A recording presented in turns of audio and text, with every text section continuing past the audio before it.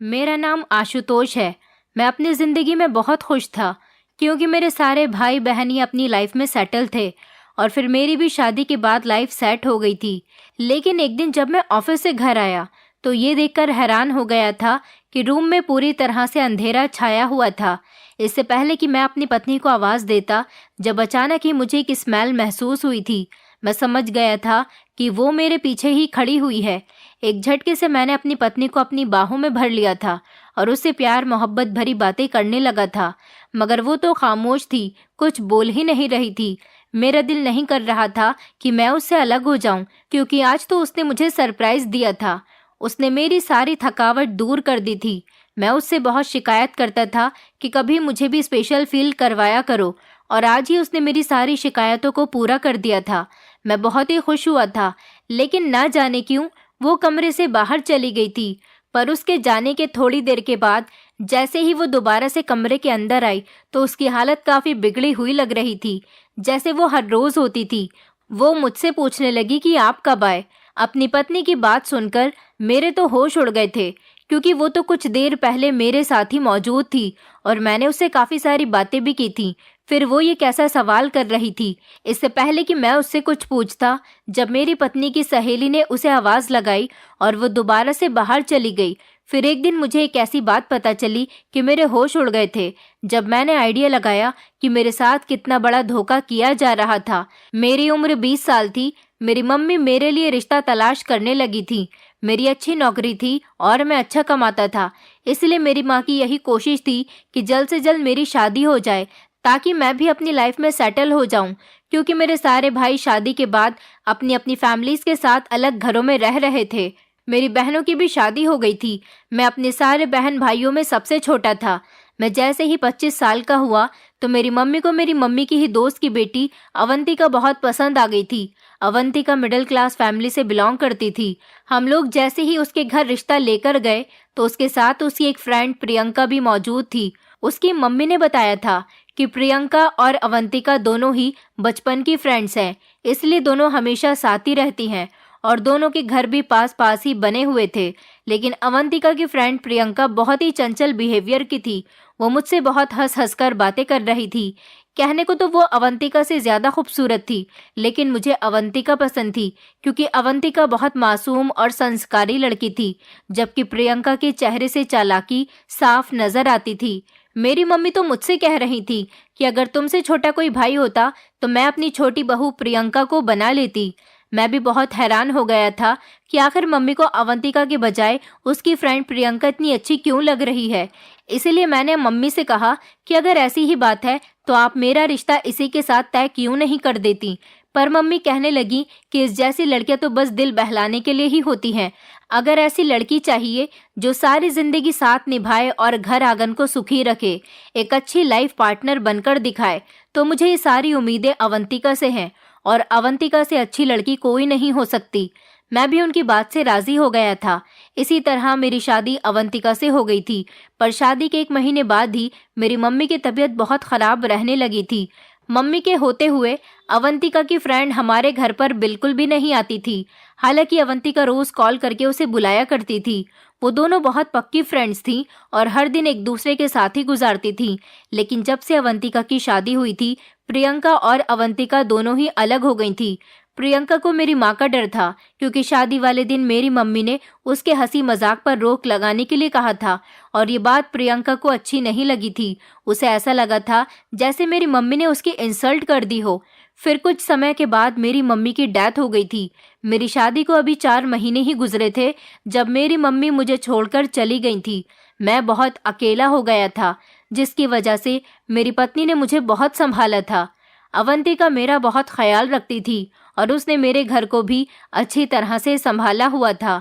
वो मेरे ऑफिस जाने के बाद घर पर अकेली होती थी, लेकिन एक दिन वो कहने लगी कि अगर आप मुझे परमिशन दो तो मैं अपने पास प्रियंका को ले आऊं। उसकी बात सुनकर पहले तो मैं चौंक गया था।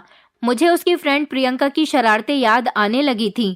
प्रियंका और अवंतिका की उम्र में 2 साल का फर्क था, लेकिन उसकी हरकतें बिल्कुल बच्चों वाली थीं। वो मुझसे ऐसे फ्री हो जाती थी जैसे मैं उसको बहुत अच्छी तरह से जानता हूँ और हम दोनों की उम्र एक जितनी ही हो। मुझे उसका ये बिहेवियर बिल्कुल भी पसंद नहीं था। इसलिए मैंने सीरियस होकर अपनी पत्नी से कहा कि ठीक है, लेकिन तुम्हारी दोस्त अगर रात को ही अपने घर वापस चली जाए तो बहुत बेहतर होगा। मेरी पत्नी ने मेरी बात मान ली थी। इस तरह दिन के समय पर प्रियंका हमारे घर पर आ तो जाती थी, पर वो मेरे आने से पहले पहले घर वापस चली जाती थी। मैं भी इस बात पर खामोशी रहता था।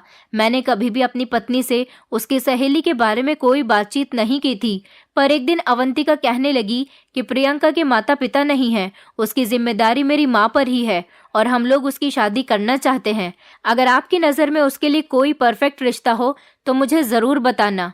मैंने भी यही सोचा कि अच्छी बात है, उसकी फ्रेंड की जितनी जल्दी शादी होगी तो वो अपने घर में खुश हो जाएगी और सैड भी हो जाएगी।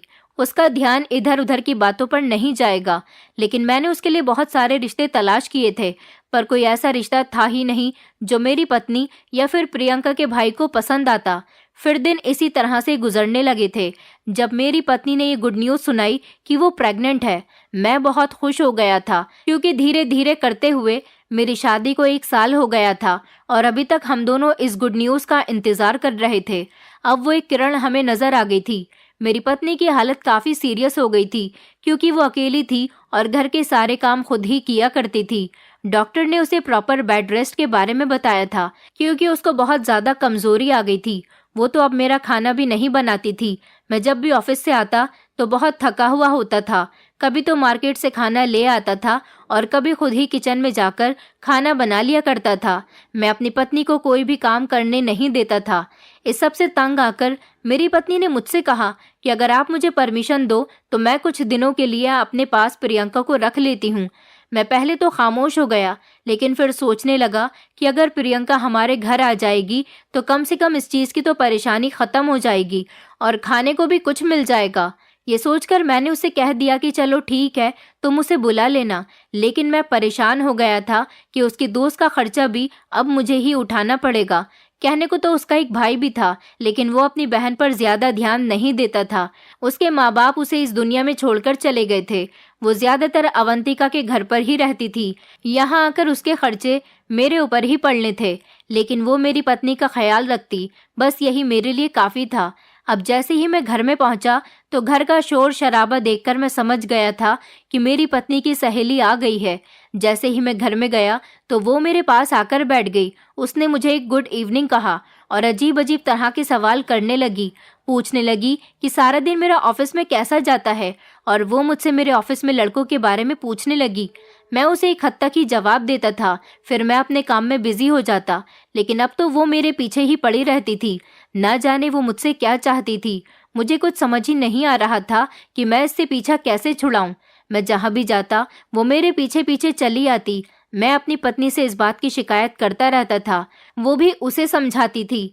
मैंने अपनी पत्नी से कहा कि तुम्हारी दोस्त कैसी है, वो मुझसे अजीब अजीब सवाल करती है और मेरे पास उन सवालों का कोई जवाब नहीं होता।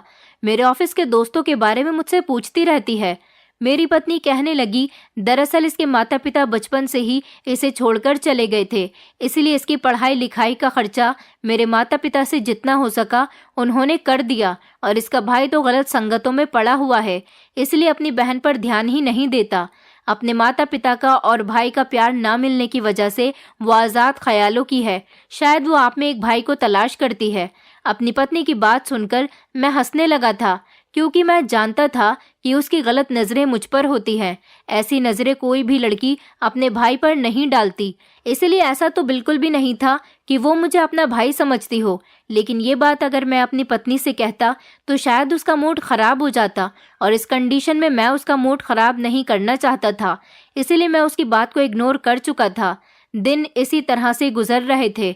मेरी पत्नी के अंदर काफ़ी चेंजेस आ गए थे। वो पहले जैसी खूबसूरत तो नहीं रही थी, क्योंकि माँ बनने के लिए एक औरत को बहुत सी कुर्बानियों से गुजरना पड़ता है, और अवंतिका भी इस स्टेज पर थी। उसमें वो चमक नहीं थी जो पहले हुआ करती थी। मैं जब भी उसकी फ्रेंड को देखता था तो मुझे अवंतिका का वो समय याद आ जाता था जब वो अपनी सहेली के जितनी ही खूबसूरत थी। लेकिन फिर मैंने अपनी सोच पर काबू पाया था और खुद को समझाया कि मेरी पत्नी लाखों में एक है, वो बहुत समझदार है, और कुछ ही दिन के बाद वो फिर से अपनी अच्छी कंडीशन में आ जाएगी। वो मुझे फिर से इतनी ही अच्छी लगेगी जितनी की पहले थी। इसी वजह से मैंने फैसला कर लिया था कि मुझे इंतज़ार करना पड़े तो मैं इंतज़ार कर लूँगा, लेकिन मैं अपने आप को बिल्कुल भी बहकने नहीं दूँगा। ऐसे ही दिन गुजर रहे थे। अब जब मैं ऑफिस से घर वापस आता तो प्रियंका ने मेरे लिए खाना बनाया हुआ होता था, लेकिन मैं जैसे ही खाना खाने के लिए बैठता तो प्रियंका भी मेरे पास आकर बैठ जाती थी और कहती थी कि जीजू, आपने बताया नहीं कि आपको खाना कैसा लगा। उसकी बात पर मैं खामोश रह जाता था। एक दिन तो उसने हद ही कर दी थी, जब उसने मेरे सामने से प्लेट अपनी तरफ कर ली और कहने लगी कि जब तक आप बताओगे नहीं कि खाना कैसा लगा तब तक मैं आपको खाना खाने नहीं दूंगी। ये सुनकर तो मैं अंदर से बहुत गुस्से में हो गया था, लेकिन मैंने अपने ऊपर कंट्रोल कर लिया था और उससे कहा कि देखो, खाना चाहे जैसा भी हो, जब इंसान को भूख लगती है तो वो हर तरह का खाना खा लेता है, इसलिए तुम मुझे खाना वापस कर दो। उसने जल्दी से मुझे प्लेट वापस कर दी थी। उस दिन के बाद से ही मुझे उससे चिढ़ होने लगी थी। अब मैं उससे दूर ही रहता था, लेकिन मैं क्या करता, मैं बहुत मजबूर था। वही मेरे सारे काम करती रहती थी, यहाँ तक कि वो मेरे कपड़े तक धो दिया करती थी। एक दिन तो मैं ऑफिस जाने के लिए तैयार होने लगा जब अचानक उसने मेरी ब्लैक शर्ट मेरे पास लाकर रख दी और कहने लगी कि आज आप यही शर्ट पहनकर ऑफिस जाओगे। उसकी बात पर मुझे बहुत हैरानी हुई थी। मैं कहने लगा, देखो, तुम्हें इस बात का कोई हक नहीं बनता और मुझे ब्लैक कलर पसंद नहीं है, इसलिए मैं ये नहीं पहनूंगा। पर वो कहने लगी कि नहीं, मैंने तो यही शर्ट आपके लिए निकाल कर रखी है, इसलिए आपको मजबूरन यही शर्ट पहननी पड़ेगी। मैं भी उसके जिद के आगे हार गया था और वो बहुत से काम करने पर मुझे मजबूर कर देती थी। मेरी पत्नी को बिल्कुल भी पता नहीं होता था कि उसकी दोस्त मुझे किस हद तक तंग करती है। अभी तो मेरी पत्नी बेड रेस्ट पर थी। मैं तो अब दिन गिन रहा था कि कब उसकी कंडीशन बेहतर हो और फिर से उसकी फ्रेंड अपने घर को वापस चली जाए। मेरा तो दिल कर रहा था कि टाइम आने पर मैं इसे धक्के देकर घर से निकाल दूंगा, क्योंकि ये इसी काबिल थी। वो ऐसी लड़की नहीं थी जिसके साथ इज्जत से बात की जाए। मैं तो उसके इस बात पर बहुत हैरान हो गया था जब उसने मुझसे कहा था कि अगर आपको कोई लड़का अच्छा लगे तो प्लीज़ मुझसे ज़रूर मिलवाना। उसकी बात पर मुझे बहुत गुस्सा आया था और मैंने उससे कहा कि क्या तुम्हें अपनी इज्जत की कोई परवाह नहीं है? मैं तुम्हारा भाई हूँ, क्या तुम अपने सगे भाई से भी इसी तरह से बात करती हो? तुम्हारे अंदर कोई तमीज़ नहीं है। मैं तुम्हारी शिकायत अवंतिका से ज़रूर करूँगा। जैसे ही उसने मुझे गुस्से में देखा तो वो एकदम से खामोश हो गई थी। उसका चेहरा फूल गया था। मैं समझ गया था कि उसे मेरी बात का बुरा लगा है, पर ऐसा करना ज़रूरी था ताकि वो अपनी औकात ना भूले। वो खामोश हो गई थी। अब वो घर पर भी होती थी, लेकिन मुझे उसकी आवाज़ तक नहीं आती थी। ये देखकर तो अवंतिका भी हैरान हो गई थी। वो प्रियंका से कहने लगी, क्या हुआ है? आजकल तुम बड़ी खामोश खामोश सी रहने लगी हो। पहले तो तुम बहुत बोलती थी। अवंतिका की बात सुनकर भी वो खामोशी रही थी, जबकि दूसरी तरफ मैं अब अपनी पत्नी को यही कहता था कि कभी तुम मेरे लिए भी तैयार हो जाया करो। तुम्हारी हालत ठीक नहीं है, लेकिन तुम मेरे लिए कम से कम अपना हुलिया तो ठीक कर सकती हो, ताकि मैं जब ऑफिस से आऊं तो तुम्हें देखकर मेरी सारी थकावट दूर हो जाए। मेरी बात सुनकर मेरी पत्नी खामोश हो गई थी, लेकिन फिर कहने लगी, ये मेरी गलती है, मुझे ऐसा नहीं करना चाहिए था, लेकिन आप देखना, मैं आपको बहुत अच्छा सरप्राइज दूंगी। वो मुझसे ये बातें कर ही रही थी जब अचानक मेरी नज़र सामने पड़ी, जहां पर प्रियंका खड़ी हुई थी। उसने चाय का कप थामा हुआ था। मुझे बहुत गुस्सा आया था कि उसने हम दोनों की पर्सनल बातें सुन ली थी। उसको ये हक नहीं बनता था, पर अवंतिका को देखकर मैं खामोश रहा। मैंने उससे कुछ नहीं कहा था। वो अंदर आई और उसने चाय का कप टेबल पर रख दिया था और फिर वो वापस चली गई। इसके अगले दिन जैसे ही मैं ऑफिस से घर आया था तो मेरे कमरे में अंधेरा छाया हुआ था। मुझे कुछ भी नजर नहीं आ रहा था। जब अगले ही पल मुझे अजीब सी स्मेल आई, मैं समझ गया था कि ये तो इस परफ्यूम की स्मेल है जो मैंने अपनी पत्नी को गिफ्ट किया था। मैंने जल्दी से अपनी पत्नी को बाहों में भर लिया और उससे प्यार मोहब्बत भरी बातें करने लगा। मेरा तो खुशी का कोई ठिकाना ही नहीं था कि मेरी पत्नी ने इतनी जल्दी मेरी बात मान ली है। मैंने उससे कहा कि मुझे नहीं पता था कि तुम इतनी जल्दी मुझे सरप्राइज दे दोगी, पर वो शर्माने की वजह से कुछ बोल ही नहीं रही थी। इससे पहले कि मैं उससे कुछ कहता, वो फौरन ही कमरे से बाहर निकल गई। मैं हैरान हो गया था कि वो शर्माकर बाहर क्यों चली गई। मैंने उसके जाने के बाद लाइट ऑन की। जैसे ही मैं पीछे पलटा तो ये देखकर हैरान रह गया कि मेरी पत्नी कमरे में आई थी और उसकी हालत तो बहुत ज़्यादा ख़राब हो रही थी। वो बिल्कुल बिगड़ी हुई हालत में थी, जैसे कि रोज़ होती थी। मुझसे कहने लगी कि क्या हुआ है, आप कब आए? मैंने दिल में सोचा कि ये किस तरह का सवाल कर रही है। तभी अचानक प्रियंका की आवाज़ आ गई। वो मेरी पत्नी को बुला रही थी। मेरी पत्नी दोबारा वापस चली गई और मुझे उससे बात करने का कोई मौका ही नहीं मिला। उस दिन के बाद से ही मेरी पत्नी मुझसे दूर दूर रहने लगी थी। पता नहीं उसको क्या हो गया था। कभी तो मुझे ऐसा लगता था शायद मेरी ही गलती हो जो मैंने उसे अपने करीब किया, लेकिन ये तो मेरा हक था। मैंने फैसला कर लिया था कि मैं उससे पूछकर ही रहूंगा कि वो मुझसे नाराज क्यों है। उस रात को मैंने अपनी पत्नी से कहा कि हमारे यहाँ नन्हा बच्चा आने वाला है, लेकिन तुम्हारा मूड मुझसे उखड़ा उखड़ा हुआ है। आखिर ऐसी भी क्या वजह हो गई है? तो वो कहने लगी कि मैं नहीं जानती थी कि मैं इतनी जल्दी आपके दिल से उतर जाऊंगी और कोई दूसरी लड़की आपके दिल में बस जाएगी। लेकिन मुझे ये जानकर बहुत हैरानी हुई कि आखिर मुझ में ऐसी क्या कमी थी। अपनी पत्नी की बात सुनकर मैं शॉक्ड रह गया था।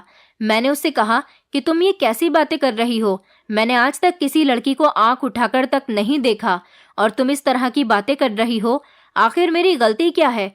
पर मेरी ये बात जानकर वो जल्दी से दूसरी तरफ को हो गई थी और करवट लेकर सो गई थी। उसने मेरी किसी भी बात का जवाब नहीं दिया था। फिर मैंने भी सोचा कि मुझे उसे तंग नहीं करना चाहिए, क्योंकि उसकी कंडीशन ठीक नहीं है। 2 दिन बाद उसे अस्पताल भी लेकर जाना है। यही सोचकर मैंने इस टॉपिक को ख़त्म कर दिया था और इस पर कोई बात ना करने का फैसला कर लिया था।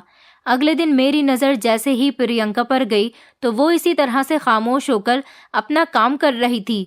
कभी कभी तो मुझे ऐसा लगता था जैसे ये सब प्रियंका का ही किया धरा है। शायद वही मेरी पत्नी को मेरे खिलाफ कर रही थी, लेकिन वो ऐसी बिल्कुल भी नहीं थी कि अपनी ही बेस्ट फ्रेंड का घर खराब करती। अब मुझे बहुत परेशानी हो रही थी, लेकिन इस परेशानी के साथ साथ भगवान ने हमें एक प्यारी सी बेटी भी दी थी। ये खुशखबरी जैसे ही मैंने सुनी, मैं तो बहुत खुश हो गया था। मुझे अपनी पत्नी से बहुत प्यार होने लगा था। इस खुशी से तो मेरी पत्नी भी नाराज़गी भूल गई थी और मेरे साथ फिर से बिल्कुल ठीक हो गई थी। हम दोनों बहुत खुश थे। इसी खुशी में जब मैं ऑफिस गया और शाम को जल्दी घर वापस आ गया था, लेकिन मैं जैसे ही घर पर आया तो घर का माहौल ही बदल गया था। मेरी पत्नी मेरे सामने खड़ी हो गई थी और मुझे गुस्से से घूर रही थी, जबकि प्रियंका रोती हुई इसके पास खड़ी हुई थी। मैं उससे कहने लगा कि प्रियंका को क्या हुआ, बताओ तो सही। मेरी पत्नी बोली कि मुझे उम्मीद नहीं थी कि आप ऐसी हरकत करोगे। उसकी ये बात सुनकर मैं हैरान हो गया था। मैं गुस्से से कहने लगा कि तुम कैसी बातें कर रही हो अवंतिका? अचानक तुम्हें क्या हो गया है? अभी मैंने इतना ही कहा था कि अचानक मेरी पत्नी ने मुझ पर हाथ उठा लिया। उसने मेरे गाल पर थप्पड़ मार दिया था। ये देखकर मैं हैरान हो गया था, लेकिन इसके साथ ही उसने प्रियंका का हाथ पकड़ा और घर से चली गई थी। मैं हैरानी से उसे देख रहा था। मैं यही सोच रहा था कि क्या मेरी पत्नी को मुझ पर इतना भी भरोसा नहीं, और ऐसा भी उसने क्या देख लिया कि वो ये सब करने पर तुली हुई है। मैं परेशान हो गया था और सोच सोच कर मुझे डर लगने लगा था। मैं इस घर में अकेला रह गया था। मुझे प्रियंका से नफरत होने लगी थी कि ये सब उसी की वजह से हो रहा है। वो मुझसे चिपकती रहती थी। वो ही नहीं चाहती थी कि मैं उसके फ्रेंड के साथ खुश रहूं, क्योंकि वो मुझ पर डोरे डालती थी। अब मुझे यही लग रहा था कि उसने ही अवंतिका के कान भरे होंगे और मेरे खिलाफ उसे किया होगा। मैं उस रात बदले की आग में जलने लगा था, लेकिन मैं चाहता था कि ये मामला किसी न किसी तरीके से निपट जाए। अचानक ही मुझे एक दिन अवंतिका की कॉल आई और उसने मुझसे डिवोर्स की मांग की। ये सुनकर तो मेरे होश उड़ गए। मैं अपनी बेटी को कभी भी खोना नहीं चाहता था, लेकिन इसके अलावा मेरे पास और कोई चारा भी नहीं था, क्योंकि अवंतिका मेरी बात सुनने को तैयार ही नहीं थी और उसने ठान लिया था कि वो मुझसे डाइवोर्स लेकर ही रहेगी। मैंने उसे समझाने की कोशिश की और कहा कि एक बार बैठकर बात कर लेते हैं। तुम आखिर बताओ, तुम्हें मेरी किस बात से परेशानी है? जब अवंतिका कहने लगी कि तुम अच्छे पिता नहीं बन सकते क्योंकि तुम अच्छे आदमी नहीं हो, इसीलिए मैं नहीं चाहती कि आगे आने वाली जिंदगी में मेरी बेटी पर कोई बुरा असर पड़े, इसलिए मैं तुमसे अलग होना चाहती हूँ। ये सुनकर मैं परेशान हो गया, लेकिन मैं एक मर्द था, मेरे अंदर ईगो भी था, इसलिए मैंने उसे डिवोर्स दे दिया था। अब मुझे कोई फर्क नहीं पड़ता था। मैं अपनी लाइफ में बिजी हो गया था, जबकि अंदर ही अंदर मैं बदले की आग में जल रहा था। मेरा दिल करता था कि मैं अपनी बेटी से जाकर मिलूं, इसलिए अब मैं अवंतिका के पास चला जाता था। लेकिन सिर्फ एक हद तक ही जाता था। जब एक दिन अवंतिका कहने लगी कि काश आपने वो सब नहीं किया होता तो आज हमारे बीच ये दूरी नहीं होती, मैं अभी तक आपकी ही पत्नी होती। उसकी बात सुनकर मैं उससे कहने लगा कि ये तुम कैसी बातें कर रही हो, मैंने कब तुम्हारे साथ कुछ गलत किया है। वो कहने लगी, मैं आपको सबूत भी दिखा सकती हूँ और आप उसको देखकर हैरान हो जाओगे कि आपने एक मासूम लड़की के साथ जबरदस्ती की है। ये इल्जाम सुनते ही मेरे पैरों तले से जमीन निकल गई थी। इतना घिनौना इल्जाम वो मुझ पर लगा रही थी। मैंने उससे कहा, ठीक है, मुझे वो सबूत तो दिखाओ। जब अवंतिका ने मुझे मोबाइल में वो रिकॉर्डिंग दिखाई, जिसे देखकर मैं हैरान रह गया। मुझे तो अपनी आंखों पर विश्वास ही नहीं हो रहा था कि मैं ये क्या देख रहा हूँ। मैं तो उसी समय अपनी पत्नी के साथ मौजूद था। मैंने अवंतिका से कहा, तुम वो बात भूल गई जब तुम मुझे सरप्राइज देने के लिए कमरे में आई थी और तुमने लाइट्स ऑफ कर दी थी। ये तो उसी समय की वीडियो है, तो इसे क्यों बीच में ला रही हो। अवंतिका कहने लगी, देखो, तुम मेरी फ्रेंड के साथ जबरदस्ती कर रहे हो। तुमने उसका फायदा उठाया है। वो कमरे में पानी रखने के लिए गई थी, लेकिन कमरे से बाहर आने के बाद उसने रोते रोते मुझे बताया कि आपने उसके साथ अच्छा नहीं किया। ये सुनते ही मेरे होश उड़ गए थे कि ये मैं क्या सुन रहा हूँ। मैंने अवंतिका से कहा कि ठीक है, तुम अभी प्रियंका को बुलाओ, अभी दूध का दूध और पानी का पानी हो जाएगा। मैं उससे तुम्हारे सामने पूछूंगा कि क्या मैंने उसके साथ ये सब कुछ किया है। अवंतिका कहने लगी, वो तब से ही आपके साथ डर कर रहती थी। तभी तो मैं सोचती थी कि मेरी फ्रेंड इतनी चंचल थी, लेकिन हमारे घर में आते ही उसे क्या हो गया था। पर ये तो आप ही के कर्म थे, जिसकी वजह से मेरी फ्रेंड डरी सहमी हुई रहती थी। अवंतिका की ये बातें सुनकर तो मैं हक्का बक्का रह गया और उसकी फ्रेंड से तो मुझे बहुत नफरत महसूस हो रही थी। मैंने कहा, ठीक है, अब तुम अपने रास्ते जाओ और मैं अपने रास्ते। अब मुझे कोई परवाह नहीं है। मैं अपने घर वापस आ गया था। मुझे तो अवंतिका से भी अब नफरत हो रही थी कि उसने हमारे रिश्ते पर भरोसा नहीं किया और डाइवोर्स लेने का फैसला कर लिया। उसने अपने पति पर भरोसा नहीं किया और अपनी इस चालाक सहेली पर भरोसा कर बैठी।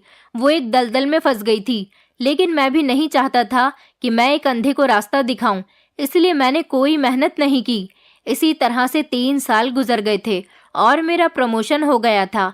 पर मैं कहाँ जानता था कि मेरा सामना दोबारा से अपने गुजरे हुए वक्त से हो जाएगा। एक दिन मैं अपने ऑफिस में बैठा हुआ था और नए लोगों को काम दे रहा था। अचानक मेरे सामने अवंतिका की फ्रेंड प्रियंका आ गई। उसे देखकर मुझे बहुत गुस्सा आया था, लेकिन मैंने खुद पर कंट्रोल किया और सोचा कि ये मौका बहुत अच्छा है। अब मैं इससे ऐसा बदला लूंगा कि ये सारी जिंदगी याद रखेगी। मैं उसे देखकर मुस्कुराने लगा था, पर वो हैरान हो गई और कहने लगी, आपने मुझे पहचाना नहीं? मैं अवंतिका की फ्रेंड प्रियंका हूँ। मैंने उससे कहा, हाँ, मैं तुम्हें जानता हूँ, बट तुम यहाँ पर क्यों आई हो? वो कहने लगी, मुझे जॉब चाहिए। मैंने उसका इंटरव्यू लेना शुरू कर दिया। प्रियंका कहने लगी, मैं जानती हूँ आप मुझे जॉब नहीं दोगे क्योंकि आपको लगता है कि मैंने वो सब कुछ प्लान किया था, लेकिन ऐसा कुछ भी नहीं था। उसकी ये फालतू बातें सुनकर मेरा दिमाग चकराने लगा था, क्योंकि मैं जानता था कि वो मुझे अपनी बातों में लेने की कोशिश कर रही है। लेकिन मैंने उससे कहा कि ऐसी कोई बात नहीं है, अगर तुम अच्छा इंटरव्यू दोगी तो मैं तुम्हें जॉब पर रख लूंगा। मेरी बात सुनकर वह हैरान रह गई। उसने मुझे इंटरव्यू दिया और फिर मैंने उससे कह दिया कि कल से तुम ऑफिस ज्वाइन कर सकती हो। वो खुश हो गई थी, लेकिन अचानक ही मैंने उसे रोक लिया और उसे अपने पास बुलाया। वो हैरान हो गई थी। वो धीरे धीरे चलती हुई मेरे करीब आई तो मैंने उसे और करीब बुलाया। ये सुनकर तो उसके होश उड़ गए थे, लेकिन वो उसी जगह पर रुक गई थी। जब मैंने उससे कहा कि क्या तुम जॉब नहीं चाहती, उसकी आंखों में एक चमक आ गई थी। फिर वो मेरे करीब आ गई। मैंने उससे कहा कि ये सब तुम अवंतिका से बिल्कुल भी मत कहना, वरना मैं तुम्हें जॉब नहीं दूंगा। उससे कह देना कि तुम्हें कहीं और जॉब मिली है। वो इस बात पर एग्री हो गई और फिर भागकर बाहर चली गई। मैंने सोच लिया था कि अब मैं इसको इतनी बड़ी सजा देने वाला हूँ जिसके बारे में वो सोच भी नहीं सकती।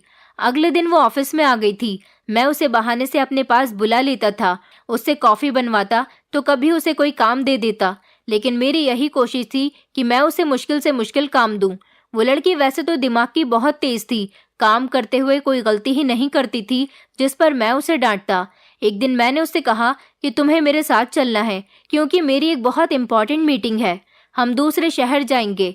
ये खबर सुनते ही वो परेशान हो गई और कहने लगी, सर, मैं ये काम नहीं कर सकती, मुझे इस चीज़ की परमिशन नहीं है। मैंने उससे कहा, ठीक है, फिर तुम ये जॉब क्यों कर रही हो? कल से तुम ऑफिस मत आना। वो परेशान हो गई, लेकिन लास्ट में उसे मानना ही पड़ा। मैं जानता था कि वो मेरी बात ज़रूर मानेगी। मैं उसे लेकर दूसरे शहर चला गया। मैंने जैसे ही मीटिंग पूरी की उसे एक कमरे में भेज दिया और कुछ देर बाद मैं भी उस रूम में चला गया। वो काफ़ी परेशान हो रही थी और समझ गई थी कि उसके साथ अब कुछ गलत होने वाला है। मैं उसके करीब बढ़ने लगा। फिर अचानक मैंने उससे कहा, देखो प्रियंका, तुम्हें घबराने की कोई ज़रूरत नहीं है। मैं तुम्हारे सामने हूँ। मैं तुम्हारा बॉस नहीं हूँ, मैं तो तुम्हारा जीजू भी हूँ। और तुम ही तो पहले हमेशा मेरे आसपास मंडराती रहती थी और मुझसे अजीब अजीब सवाल करती थी। अब तुम्हें क्या हुआ है? तुम वही प्रियंका हो ना? मेरी बात सुनकर वो मुस्कुराने लगी। मैंने उससे कहा, मैं जानता था कि तुम मुझे पसंद करने लगी हो। ये सुनकर तो वो बिल्कुल बौखला ही गई। वो घबराते हुए कहने लगी, ऐसी बात नहीं है। मैंने मुस्कुराकर उससे कहा, तुम्हें मुझसे घबराने की ज़रूरत नहीं है। मेरा तुम्हारी सहेली के साथ अब कोई रिश्ता नहीं है और अब मैं भी यही चाहता हूँ कि हम दोनों एक दूसरे से शादी कर लें। ये सुनते ही वो चौंक कर मुझे देखने लगी और कहने लगी, मैं ये सब नहीं कर सकती। देखो, मुझे पैसों की ज़रूरत है। मैं आपको क्या बताऊँ कि मैं कितनी मजबूर हूँ। प्लीज़ बस मेरी मदद कर दो। इसके अलावा मुझे कुछ भी नहीं चाहिए। मुझे जॉब ज़रूर करनी है।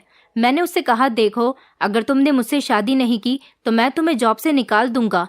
वो मेरी बात से परेशान तो हो गई थी, लेकिन उसके पास कोई चारा नहीं था क्योंकि उसके सारे डॉक्यूमेंट्स मेरे पास थे और वो जानती थी कि मैं उसके डॉक्यूमेंट्स नहीं दूंगा। इसलिए वो मजबूर होकर कहने लगी कि ठीक है, मैं आपसे शादी कर लूंगी, लेकिन प्लीज़ इस बारे में मेरे भैया, अवंतिका और उसकी फैमिली को कुछ पता नहीं चलना चाहिए।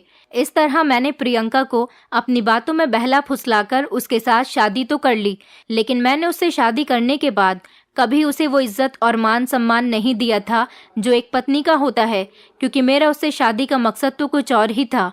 वो मेरे आसपास रहती थी और बहाने बहाने से मेरे पास आती थी, लेकिन मैं उसकी इंसल्ट करके उसे बाहर भेज दिया करता था और उसे ज़्यादा मुंह नहीं लगाता था। एक दिन मैं कामयाब हो गया था और मैंने सोच लिया था कि अब वो समय आ गया है जब मुझे अपने काम को अंजाम देना चाहिए। फिर मैंने प्रियंका को अपने ऑफिस बुलाया। वो हैरान हो गई थी क्योंकि पहली बार मैंने उसे शादी के बाद अपने पास बुलाया था। वो कहने लगी, सर, क्या हुआ है आपको? कुछ चाहिए था क्या? मैं उसकी तरफ देखने लगा। जब मैं होश में आया और उससे कहने लगा कि हाँ, आज तुम मेरे साथ मेरे घर चलो, ये सुनकर तो उसकी सांसें ही रुक गई थी। उसके चेहरे पर पसीना साफ नजर आ रहा था। वो कहने लगी, सर देखिए प्लीज़, मैं ये सब कुछ नहीं कर सकती। मैंने उससे कहा, पहले तो तुम मुझे सर कहना बंद करो, मुझे आशुतोष कहकर पुकारा करो। मैं तुम्हारा पति हूँ और मैं तुम्हें अपने घर बुला रहा हूँ।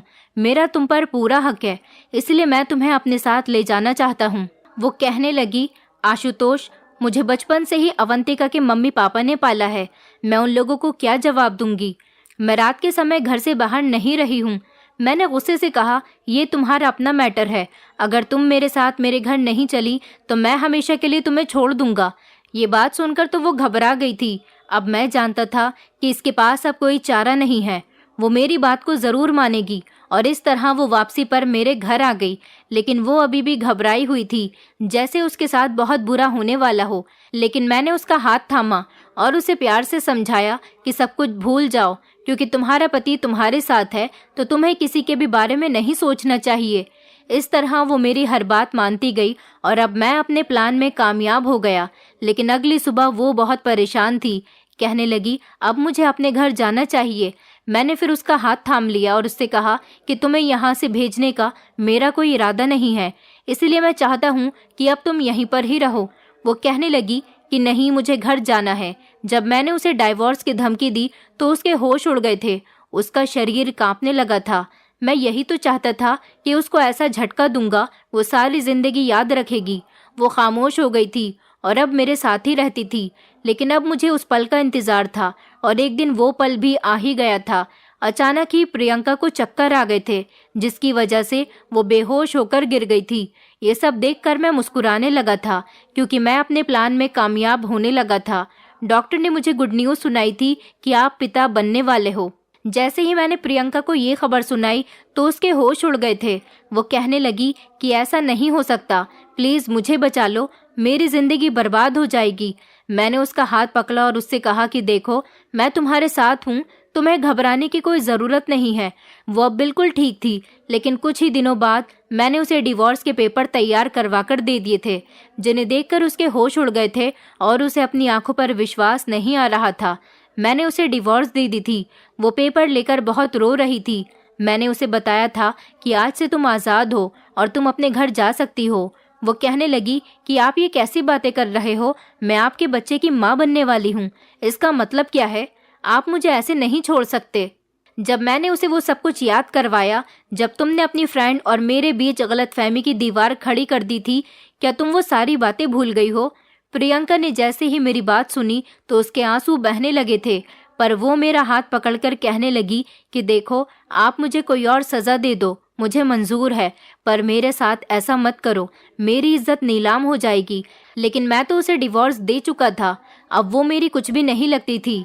मैंने उसका हाथ थामा और उसे इस घर से लेकर जाने लगा था।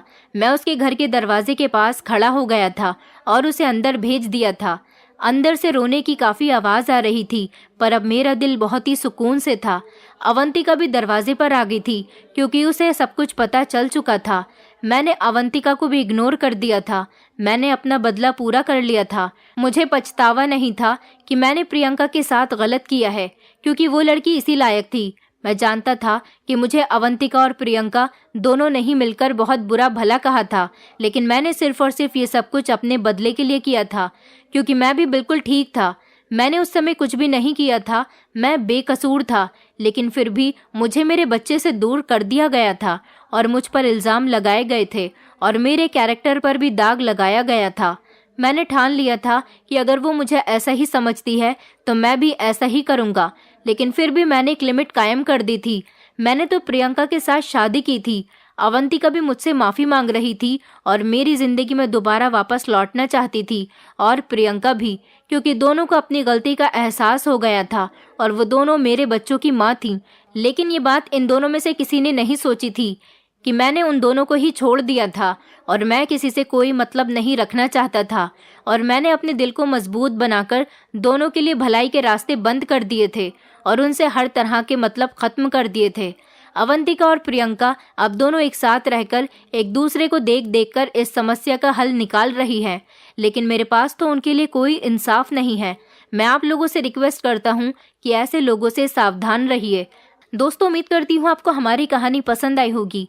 कहानी पसंद आई है तो वीडियो को लाइक करें, चैनल पर नए हैं तो चैनल को सब्सक्राइब करें और हाँ, नोटिफिकेशन बेल को ज़रूर दबाएं ताकि अगली अपडेट सबसे पहले आपको मिले।